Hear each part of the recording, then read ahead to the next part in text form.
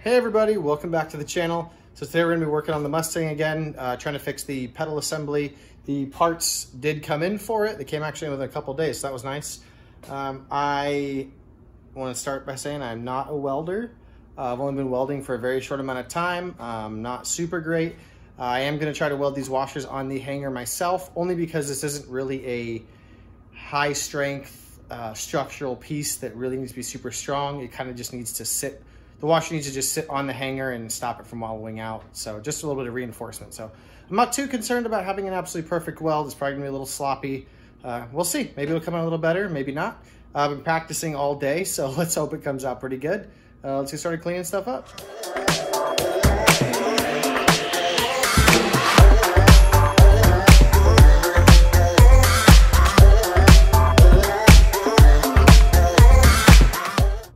So everything's ground down and cleaned up. If you remember right, this side, which is the side the brake pedal sits on, is not wallowed out. It still has the 4 notches. Here's one of the old bushings that we're gonna use right now.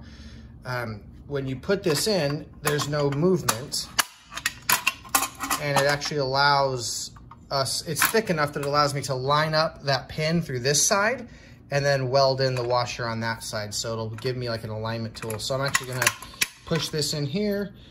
Here's the washer that's gonna get welded on. I can swap the bearings out and I'll throw the snap ring on there, weld it up, and then we'll push the pin through to line up the other side.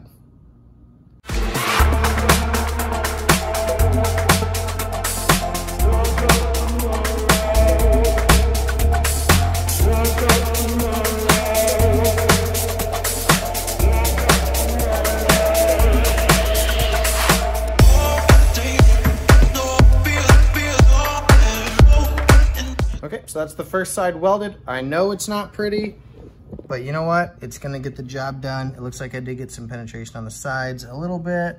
There, I got some. Again, it doesn't need to be crazy. It's not super structural or anything. It just needs to reinforce that thing. So if you wanna go ahead and tear me up in the comments, go for it. I'm not a welder. If you wanna give me some tips and tricks and advice, I'd love that too. I'd really like to learn this skill. It's something I think is gonna be very beneficial in the future. But again, this will work for now. So let's go ahead and try and get the other side done and see if it can do a little bit better of a job maybe. And there's the clutch side all burned in. I know it's not pretty. I know it's not great. Again, I'm not a welder. Go ahead and roast me. I'm totally fine with that, but it's gonna work for now. So go ahead and get this whole thing put back together with the grease on the bearings this time. And I'll probably end up picking it up tomorrow and putting it back in the car. My light ballasts back there like to overheat because they're old, so I'm down to just this one light up here. So I don't have a whole lot of light in the garage right now, so let's go ahead and get this all put back together.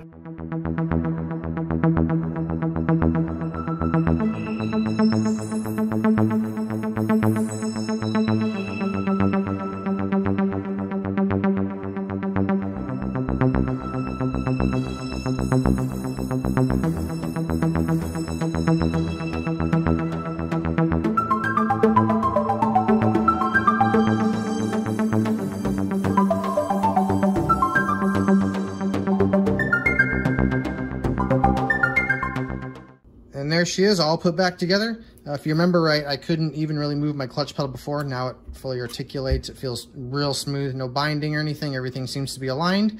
So that's a positive. There's grease in the bearings this time. So that's always good. It did get kind of dark because of the lights. So I will catch you guys in the morning when we put it in the car. And we're back. It is the next day. So we're gonna go ahead and get the pedal assembly and everything put back together and hopefully take this thing out for a drive.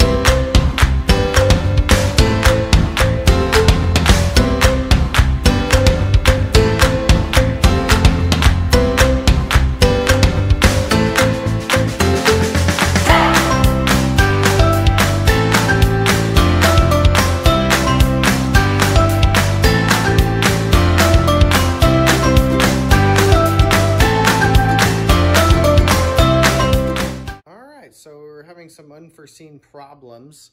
I currently have the pedal assembly all installed. Everything's great.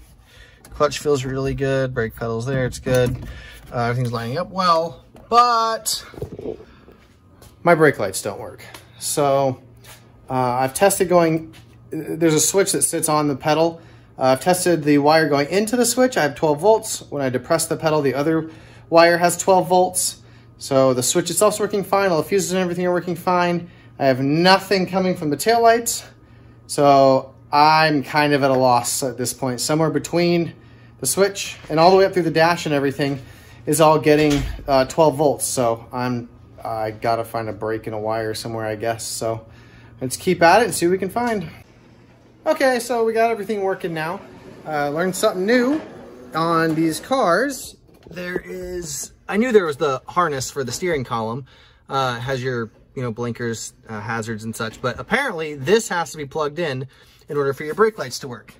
So after a lot of frustration and irritation, figured that out. So I'll go ahead and get everything else put back together and we'll take her out.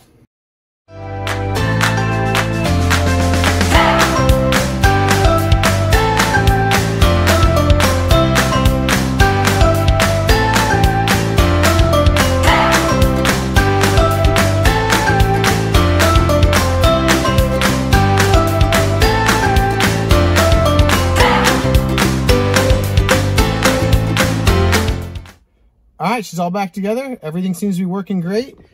You can see here the clutch is super smooth. No binding or anything. Brake pedal feels good and solid. Brake lights are working, so that's good. So let's get her warmed up and take her out for a spin. All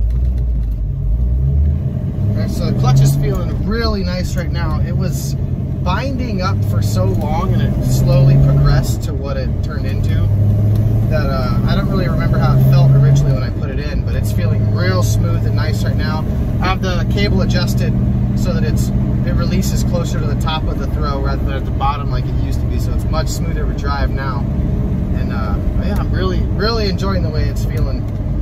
So I also, while I had the cluster out, I've been having issues with the temp gauge pegging out and reading too high, so it was intermittently grounding out. So while I was back there, I just cleared everything out away from it. So that's working too now. It's 115 lately here in Phoenix, so it's really easy to overheat these old cars. But man, this thing's driving great. Feels really good. I'm really happy with the way it came out. So that's gonna be it for this video, guys. I hope you enjoyed watching my stuff. And if you do, go ahead and like, comment, subscribe, and I'll see you guys in the next video.